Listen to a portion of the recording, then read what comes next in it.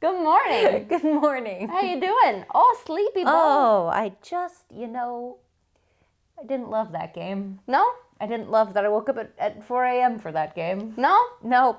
What would you rather have happened? I would have rather have overslept and completely missed that game. Mm-hmm. Or they could have won. Or they could have won. That would have been cool too. But yeah, overslept and missing that game would have been a close second. Okay, so waking up to watch a 0-0 tie. Yep. Oversleeping that game. Mm-hmm. And then winning would be the best option. Yeah, sure. Winning. Sure. What specifically bothered you? I feel like poor decisions are still being made. By who? By a one Vlatko Andonovsky. Who? And now I know I'm not privy to all of the information that he has in the notebook. In the notebook, but what we saw today is what's in the notebook. Throw it out. Get rid of the notebook. Throw it New notebook. We should throw it out, light it on fire. We should get the notebook from the notebook instead. Yeah, It might be a better technique. Be better television. Be a better story. Yeah. What would you do differently? Do you know? I'd probably rotate a bit. I'd put some new people in. I think. Anyone in particular? I think it was time for Lynn Williams. I've heard good things about that Lynn Williams. She's a good player, that Lynn Williams. I've heard she scores goals. She scores quite a few goals. And guess what didn't happen today? None goals. No goal scoring whatsoever. 0 goals. On either side. Even no one really felt like it today. Even own goal didn't feel like it today. Own goal said, "No, ma'am, I'm staying in bed. Staying in Chicago. Staying in Chicago today." Just for today. We've got the sleepiest baby. She's so sleepy today. Oh, it's okay. Yeah, I No, know. I hide my face. I got up to the game cannot too. Stand this game. I don't even know if they can see you, but you're very cute You're right now. so cute. Any positives? I think I want to say the defense tightened it up a little bit. Like Tierna Davidson looked really good. I liked seeing Tierna play with Becky Sauerbrunn. ¿Cómo se llama? Tierna Davidson. If you guys have never listened to an NWSL or US Women's National Team game in Spanish, strongly recommend. TUDN, lots of fun. Lots of fun. So yeah, they did look better today. I had a bit more confidence in that group. I think it's mostly in the midfield that I'm still concerned. Yeah, I don't know what the missing. I don't either. And to your point, we've tried a few different lineups at this point, and all of the lineups. Well, except for the one that starts, Lynn Williams. Yeah. And they still haven't worked. None of them have really inspired, I don't know, greatness or confidence in me. Mm-hmm. So I'm curious to figure out what can be changed to make it better. Well, I'm also curious about just the tactics. I feel like the team that has showed up to Japan is different than the team that we have seen on the road to Japan.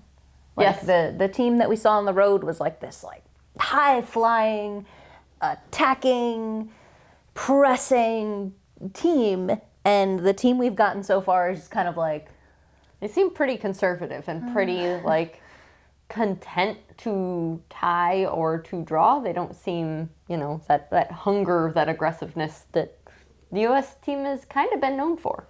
And it's I don't know if they're just saving themselves for knockouts for the entire tournament, which is a strategy, I guess, but it's a risky game. It's not one. It's a risky game. It's an arrogant game. It is. And it's also not what we've seen before from this team. Usually, yeah. Reference the last World Cup, they come out scoring, arguably too many goals, said some. Yeah. And this tournament, they seem to have taken the opposite approach. Yeah, oh, no, none. We won't give you any. Yeah, we'll save them for later. But I don't know if they can flip that switch. In terms of turning it on for the knockout stage. I don't know if that's a thing we've done before. Yeah, curious. At least that dramatic of a change. And I'm a little anxious that they can't. Yeah, I would love some sort of assurance that they'd be able to.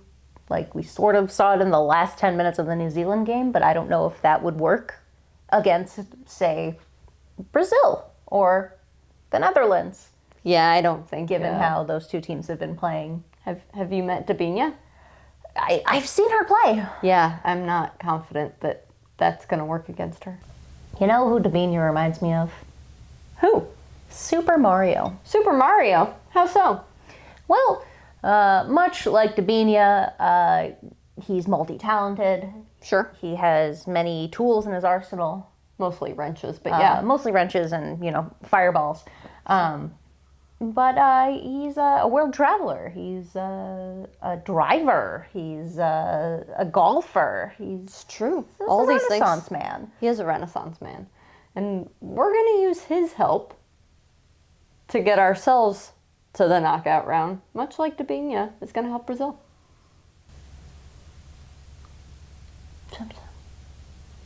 Some. All vehicles. Toad Harbor. Toad Harbor. So we are playing Leslie's version of the rules where you have to consume your beverage at the line before starting your lap. The proper way to play the game is false.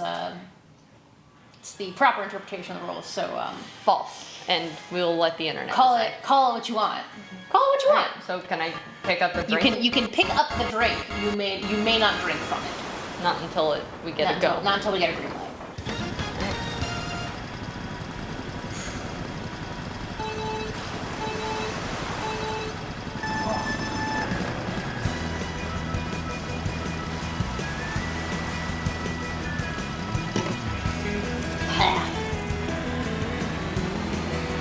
Refreshing. You could have also had a Coke. Everyone chose their beverage. Also, you have creamer in your coffee, so I think the quality. The advantage is now you get coolers. It is true. But then I have to stop at the end.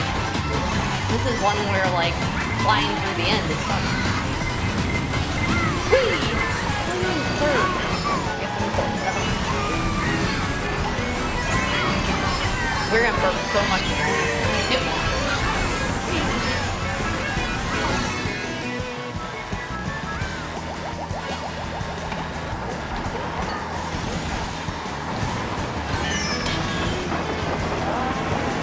No matter where at the line I stop. Ah, shit. You gotta drink your drink. I don't even know where I am.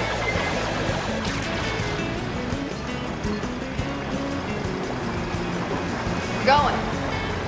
And you're still in front of me somehow. But you've got a long way. I don't even know where I am. I don't know where you are either. Oh wait, go. Well, this isn't even like the route I normally take. I'm so disoriented. So do you go through everything that I tried to go through and then I couldn't? No, I just didn't go pop in like the marketplace.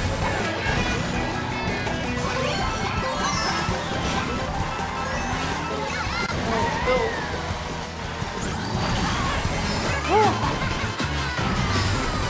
Oh, my stomach feels terrible. Oh, I really don't want to drink coffee right now. How'd you forget? Okay. Oh no. Alright, coffee, here we go. Okay.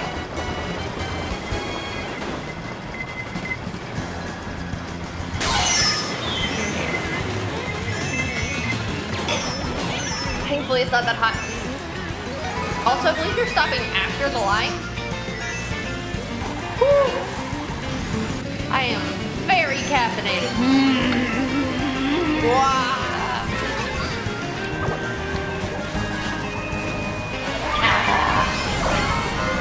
Oh, I know. Oh, I hate my life. I'm feeling okay. This is like revenge for the coffee chug before. My stomach feels so cold right now. I'm alright. I mean, I feel a little burpy.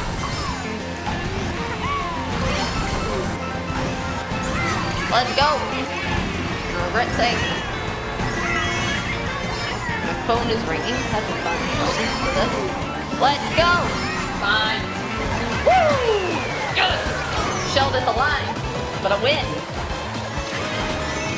Woo! Respectable. That's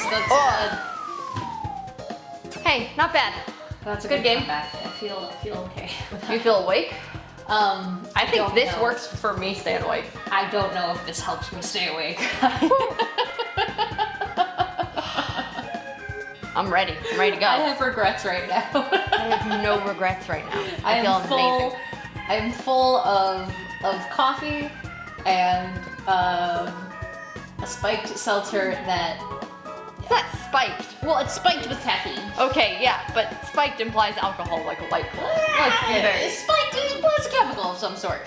I'm just so full right now. That's the feeling. Yeah, this is years of colonoscopy training played in my favor. You have to get a colonoscopy like once a year, and they make you drink a lot of stuff. And this is where I thrive. She could chug. But I mean, I'm pleased with the Mario Kart performance. I feel like we were able to mount a comeback. Yeah, it's not bad. Despite our pauses. I feel. I beat all of those, You did. especially you, Daisy. Daisy, you're kind of a jerk a lot of the time. Always. So, I'm pretty proud of myself. Let's go again. No.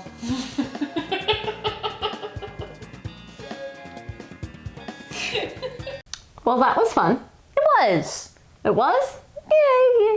Even though you came in third? I was just happy that I made a move from the back of the field to somewhat closer to the front of the field. So, I'm gonna walk away happy with that. It was a pretty good showing. Yeah. It should be noted that you win quite a bit at that game, so. I do, but we haven't played in a while, so I'm just gonna take my podium place. I'm gonna bronze medal winners tend to be happier than silver. Yeah. So I've heard that. I'm gonna take that. I think that's good. But you know who's a gold medal winner all around? Who's that? I think it's our next guest. Our next guest, Claire Watkins of the Southside Trap podcast and Just Women's Sports. She's here. It's Claire. Claire. Claire, thank you for joining us this morning. And by us, I mean me and Bo, because Emily's taking a nap, but she sends her regards.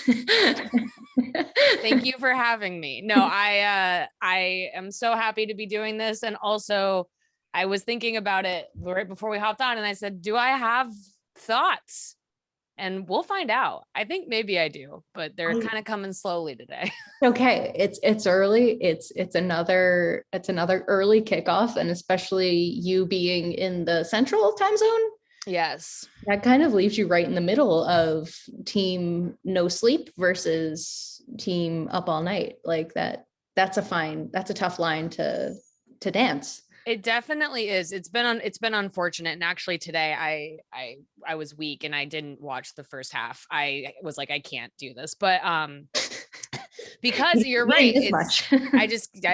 My alarm went off at 2:45 a.m. and my immediate thought was just like, nope, I've hit my limit. The 3 a.m. start time is tough. It doesn't feel like early morning. I will say that when you wake up at that time, you do not feel like it's early in the morning. It feels like it is. Yeah, that's a weird, it's literally the middle of the night. It's halfway between midnight and 6 a.m. That's perfectly in the middle. Yeah. But you didn't miss much in the first half. Another unremarkable game. Yeah, definitely. So I think like the big thing, and this is why it was kind of funny to catch up on sort of what people were talking about once I hit halftime, because it seemed like another one that felt quite bad. I can't tell if it feels worse because it's in the middle of the night. And so like I've seen some of that discourse. You're just kind of like alone with your thoughts and you're very tired and it's just not a good game. And so it starts to feel like soul crushing in a way. So actually I might be kinder towards the US here than the people who were in it for the whole time, because I mean, it seems like neither team was that interested in winning, but the US particularly more so perhaps disinterested in winning, which is a little bit of a surprise considering that if they had lost this game, they would have been in third. Yeah. Which is not where they Not wanted ideal. to be. No. But yeah, I think that like the two things to look at here is you have to look at the tactics, which they talked about extensively in the post game, but you also just have to look at the performances again, specifically the performances in the midfield, and think to yourself, well, maybe if they had really well executed this idea of this very conservative game plan, you know, that's maybe annoying, Maybe, but you maybe can it's like there were understand it. passes that went places. Right, exactly. They couldn't hit the broadside of a dang barn. And so that is the bigger It's issue. the concerning part, I think. It's something that's not good and it hasn't really improved. Well, I think there were some bright spots. I think like it was really nice seeing Tierna Davidson. Yeah, I mean, I'm full homer on this one, but I think that if you want to look at like someone who is putting together a tournament that feels not only good for the now, but also good for the future, I think you do have to look at Davidson. And obviously she's been given a little bit of an opportunity because Abby Dahlkemper has been struggling, but I don't really know how you take her off the field at this point. She's been doing fantastic and like really just kind of rising to the occasion, and you have to applaud that. It's a good day for your Red Stars, if to say Red Stars past and present. If you think about it, you have Yuki Nagasato giving us the 4 a.m. wake up call and the reminder the night before. We have Sam Kerr leaving us alone. Well, I was gonna say the other bright spot for the U.S., and I don't know how much of a bright spot this is because Australia didn't have last minute didn't have Caitlin Ford available. Yeah, that was also didn't play, but like they were able to contain Kerr. You know, I think that you have to think that Julie Ertz did a good job defensively. She was kind of on her hip the whole time.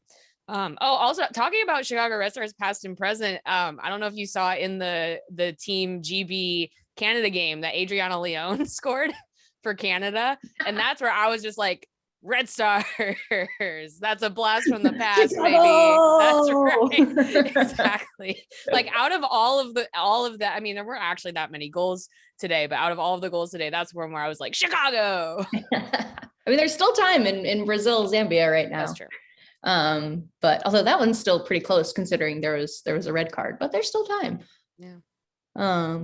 But we do have the quarterfinals ahead of us. We've been saying all tournament that the play needs to tighten up for the US. Does that feel like a reasonable goal at this point? Do you feel like it's gonna like turn up? Are we gonna get to 11? Well, I think that you watch these games and you're like, well, it can't really get, I mean, to be completely honest, it can't really get worse. Like, I don't think that the US has the ability to be more disjointed than they are right now. And so there's that. Yeah. And so you do keep thinking to yourself, well, this simply has to improve.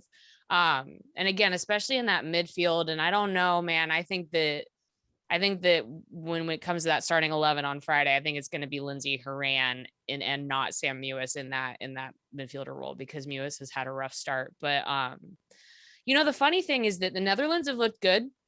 They've been scoring a lot of goals. They have a very leaky defense though. And so I think that the US has to like their chances to score on the Netherlands, but not if they even come out with the game plan that they came out with against Australia. You know what I mean? And that's the concerning thing too, is sure, they dropped 6 on New Zealand, but they can't score against Australia and they can't score against Sweden. And you're just like, okay, so the Netherlands does present an opportunity. If you run at them hard, if you put out maybe your top three of Heath, Press, and Morgan, and you just really go for it, you have to think that there's space there. But also, it seems like the US is worried about getting stretched because they're afraid of giving up silly goals themselves. And they've already done it. What? Well, right, exactly. And I just don't know if the conservative game plan will work either, because they're struggling to take their chances on the counter as well. So be who you are, US Women's national team. Be you. Yes, but has this team ever been them though? That's the thing. I'm seeing a lot of people be like, I miss Jill Ellis. No one misses Jill. Take that back. That is pure wishful nostalgia. Yeah. Because we were all in 2019 with our little Twitter fingers being like, what the hell is Jill, going who are on? you putting in? Exactly. So I think that it's a bit of a mix. I do think that everybody's concerns about where the team's head is at, and especially kind of where Vlatko Andonovski's head is valid. But I also don't think that they can't win this game. And then I think if you make it to the semifinals, well, that's job half done. And then you can kind of build up confidence from there. But yeah, I think they have a good shot, honestly, against the Netherlands, but they will have to not only play better, but just like try a little bit harder. Yeah, I am a bit surprised by their lack of, I don't want to say lack of hustle, but like there is a bit of a lack of fire. I think you can overthink these things. And I think that is maybe my biggest Vlatko concern, is that if they're thinking a lot about first rodeo. Yeah. And I think if you're worried about the heat and the humidity and people's legs and rotation, I think that you can work yourself into, okay, so we do like this little plan here and like this little plan here, and it'll all work out and we'll get to the next stage, and then we'll just like get a little tiny bit better, but not too much better, because we still want to be building. And I think that you can mind game yourself into a very confusing performance. And I think that that's kind of where we're at right now. I mean, like Em and I were just saying before, like what NWSL game doesn't have heat and humidity? Like it does seem like there's a lot of emphasis being they don't really want to press, and I'm not entirely sure why, but also, I mean, they don't have to if they can pass better. So it's like there's lots of avenues, I think. just gonna do like one of those soft hands drill, but for kicking, right, in practice. They're just like, so today we're going to be focusing on kicking the ball with our feet. And to the other person, and then they're going to receive the ball with their feet, and then they're going to kick it back to you, and maybe just like they can go from there. Yeah, I really think that if we get back to basics and and ducks fly together and win the Junior Goodwill games, and that's right, how that goes. So we have an exciting Golden Boot race that has been really cool. Like it's been really cool to see Viv Medema versus Barbara Banda. Like, oh, totally. Yeah, I know. I had greater hopes. I had hopes that Zambia could sneak a few past Brazil today. Yeah, the red card did not help. Red card did not help. No, that was a bummer. But yeah, Medema, I believe, actually broke the single tournament scoring record today with 7, which I believe breaks Christine Sinclair's standing record of 6. And again, you got to think maybe Medema's got a couple more in her against the United States. And yeah, I think it is. I think the fascinating thing is that you have it's all of the scoring has just been in this one group. So not a ton of scoring, or a very balanced scoring, perhaps is a better way to put it, in Group G between like Sweden and what the US did to New Zealand. And then you have Group E, where they're not very low scoring games, not a lot of scoring happening there. But in Group F, it's just been like goal city. So it makes sense that both of the Golden Boot race leaders were from that same group. Yeah. But yeah, I think I would not be shocked even if Medema does not score and the Netherlands go out in the quarterfinal. I bet she still gets the Golden Boot, to be honest. I could see that happening, just with how far back everybody else is.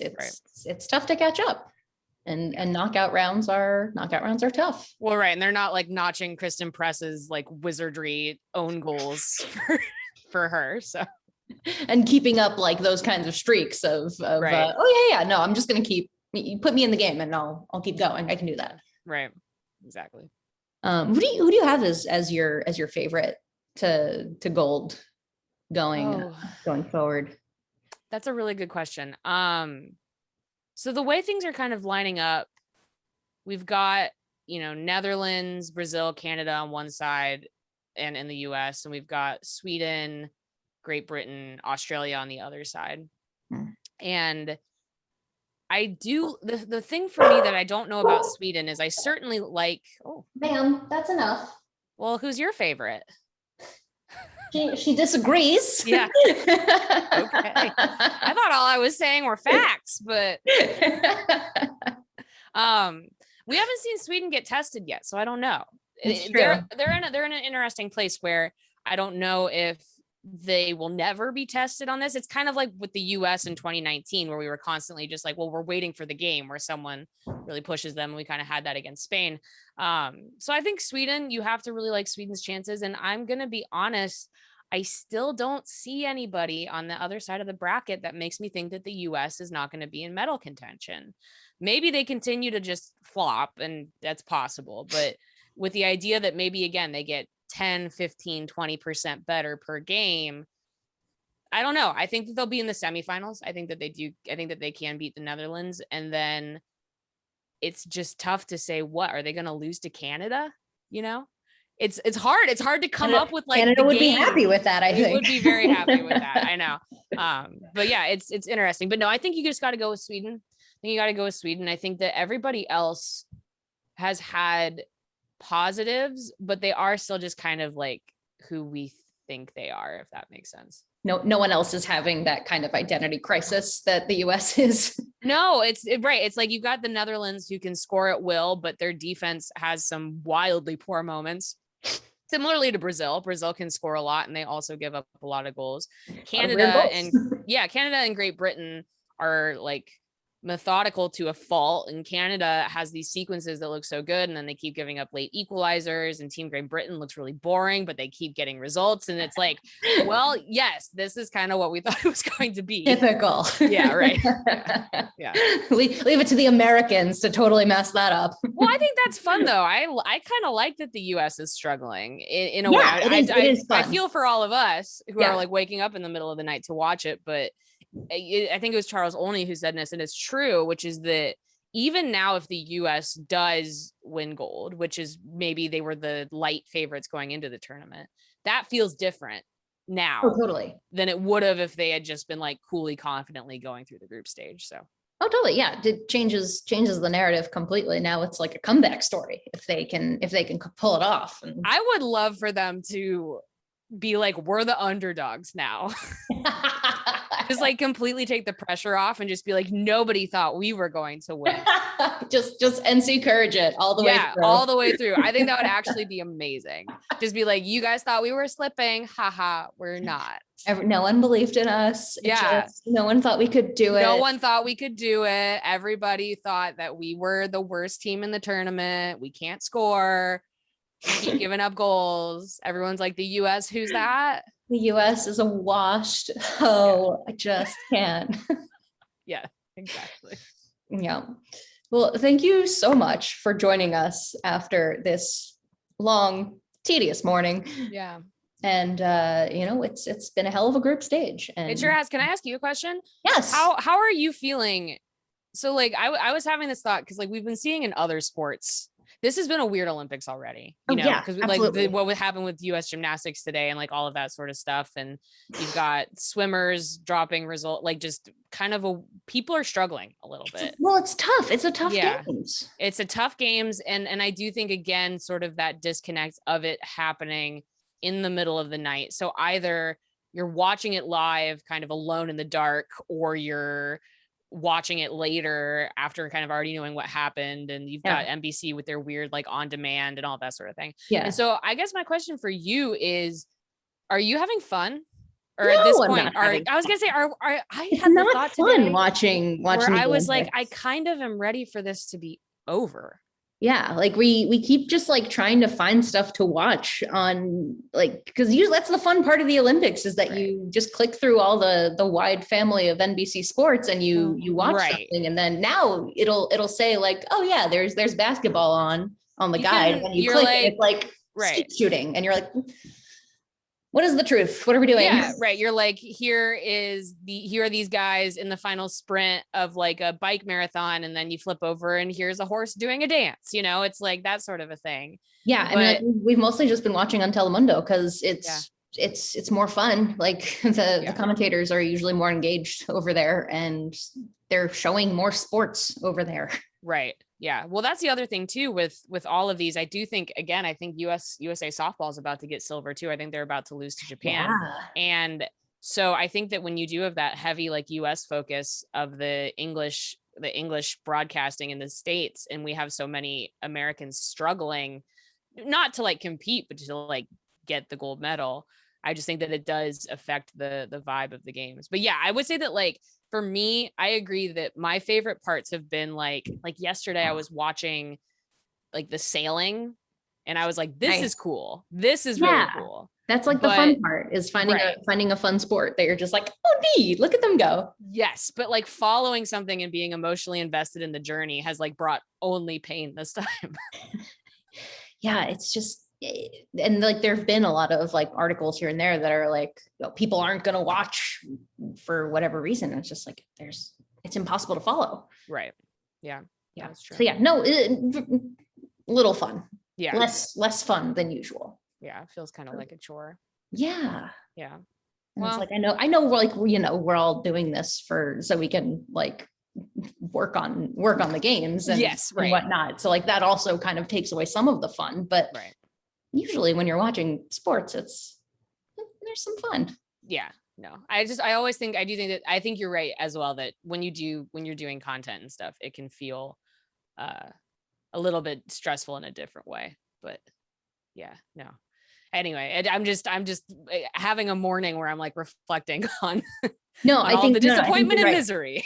I think there's definitely something to that, and also the early morning factor of it probably doesn't help, where we're all just kind of tired and cranky, and our sleep schedules are interrupted, and we're having too much caffeine and not eating breakfast.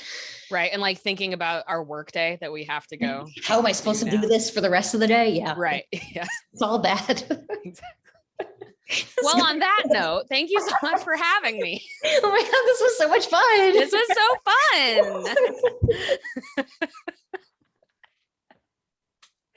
fun. Could you tell the people where you would like to be found?